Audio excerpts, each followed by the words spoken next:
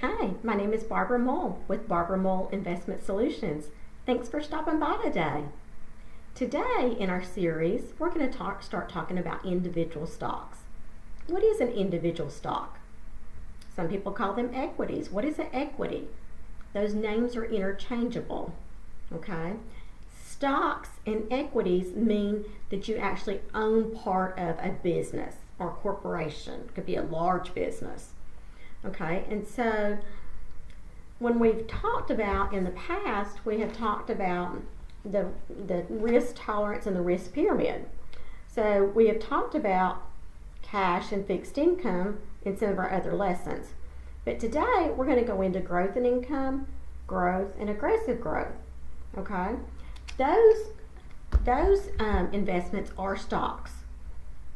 And so when you get to the growth and income section, it's large companies. They don't move up and down as much when the stock market moves up and down, but they will go up and down. It might be companies such as things that you always use at the grocery store. Companies that make maybe your laundry detergent. Maybe they make your toilet paper. Maybe it's the company that you pay your utility bills to, your cell phone bills to.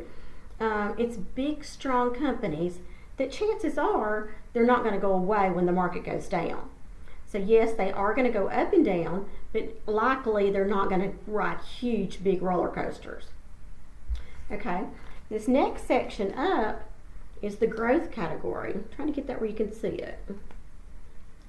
It's the growth category. Okay, those are all stocks too, but when we talked about growth and income stocks, a lot of growth and income stocks, they pay out some of their dividends and they use the remainder of it to continue to build the company. When we get up into the growth stocks, they don't pay out very much in dividends, if any. Okay, they're putting most of their money into building more stores, renovating stores, growing the company. And so there's just a lot of, if you think about maybe strong companies that don't pay out a lot in dividends, but you see that they keep opening stores and they keep renovating stores, and it just looks like everywhere you look, those companies are just everywhere. They're building stores everywhere.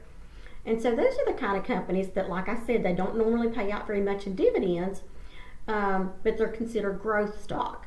And what that means to you is when the stock market starts going up and down, they're going to ride larger roller coasters. Okay? Our next category up was the one very way at the top, and it was called aggressive growth. Okay, aggressive growth is kind of like playing King of the Mountain when you were little. Okay, it's all of the companies that are fighting over being on the top. A lot of good examples, and I'm not saying that all technology stocks are aggressive, but that's a really good place to start thinking about aggressive stuff. Reason being is all of those companies are trying to come out with a new technology, the biggest, best thing, to be the leader of the pack. Okay, so when the stock market starts really going up and down, those things are going to go up and down a whole lot harder. And so if you say, ooh, I don't want my money to go up and down a lot, I don't want to see my statement fluctuate, you may not want as much of the stuff that's up there.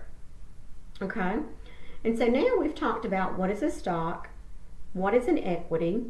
We've talked about growth and income. It's more middle of the road. It will go up and down, but it won't ride huge roller coasters.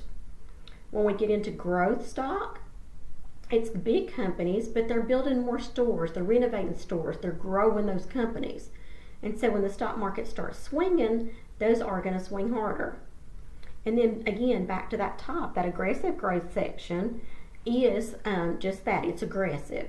It's who can we be, who's on the top, who can we knock off the top because we want to be at the top. Okay?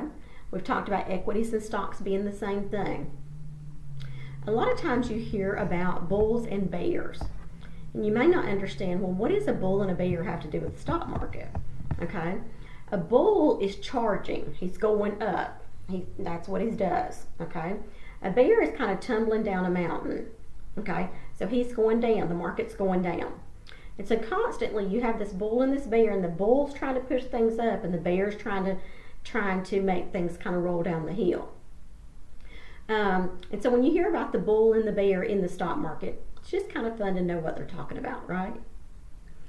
Okay, another just little side stories of something that I came across at one point talked about if you're going to go get on an elevator and the buttons on the elevator says it plunges and soars, would you get on the elevator? Kind of some weird words for me to think about getting on an elevator, because if it's going to plunge, it's going to fall out the bottom. If it's going to soar, it's going to go to the moon. You know, I don't know that I like either of those words when it comes to getting on an elevator. But I would say that just to help you understand that that's what the type of words that the media uses. They have to oversensitize a lot of times what's going on, because that's what grabs our attention. Okay? Their job is to grab our attention. And so that was why I was using that analysis, was just to give you an example. So if we look back at history, the stock market has always gone up, it's always gone down, and it's always come back to newer highs. Is there a chance that you can lose money in the stock market? Absolutely. But generally, if you buy into the markets, it's the length of time in the market that helps you accumulate what you're trying to accumulate for your retirement, for your future savings, to create income in retirement. So it's not trying to time the market. It's not which day is the best day for me to put it in, which day should I take it out, because no one knows the answers to that. Okay? It's time in the market, not timing of the market, is how you accumulate what you want to do and what your goals should be geared toward. So I hope you found this informative. If I've missed something you have a question about, please reach out to me. Again, until next time, thanks for stopping by and have a blessed day.